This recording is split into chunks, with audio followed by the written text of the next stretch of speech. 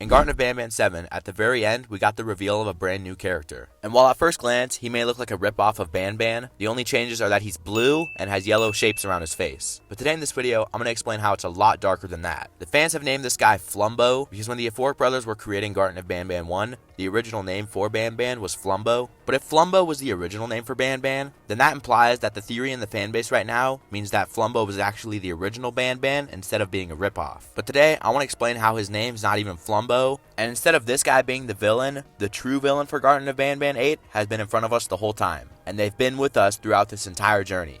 Here we go.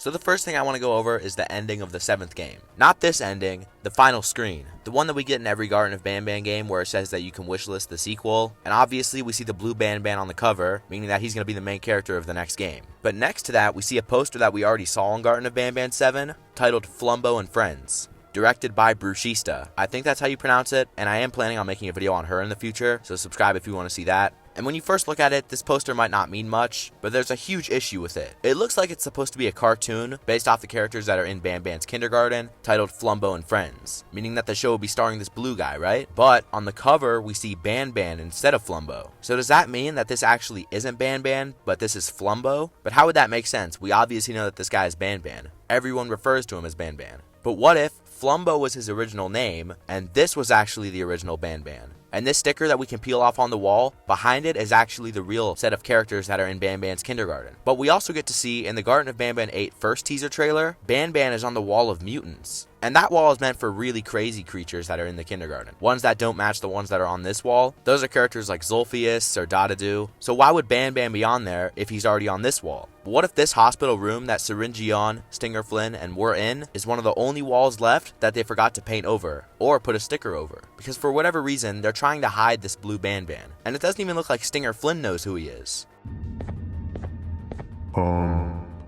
Why does it look like we can peel that drawing on the wall?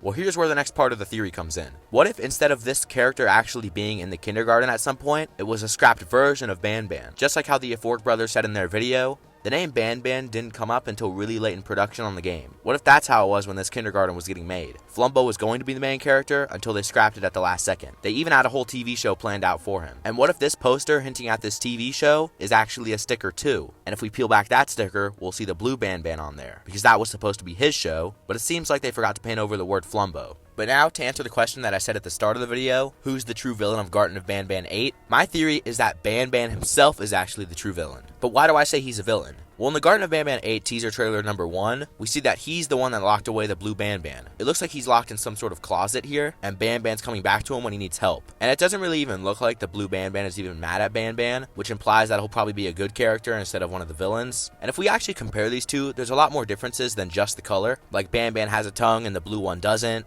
Banban has horns while the blue one just has normal ears. And then obviously the color and the yellow spots. But here's why I think Banban is actually a true villain. Most of the characters in the game refer to him as the devil, and that is what he's supposed to be. So the opposite of a devil would obviously be an angel-like character, which that's what I'm guessing the blue Banban is, implying that he's going to be the hero. And now the last thing I want to talk about is another poster that we saw in Garten of Banban 7. It looks like it's for some movie called The Lick of 78. This is obviously a play on FNAF's The Bite of 87. But what I want to talk about here is how it's the Lick of 78, and the red Banban has a tongue, while the blue one doesn't. That means that it was something really bad that happened in the kindergarten, and obviously the blue Banban wouldn't be able to do that because he has no tongue. Another implication of him being a hero. But for whatever reason, the people making the kindergarten decided to go against him, and decided to make Banban the mascot instead. And in this Lick of 78 poster, we see Banban super distorted, just like how we see him in the teaser trailer, showing that there's maybe another side to him that we haven't seen yet, a more distorted side, or the devilish Banban that we've already seen in past games. But yeah, that pretty much wraps up my theory. I really hope you guys enjoyed, and subscribe if you're excited for Garten of Banban 8.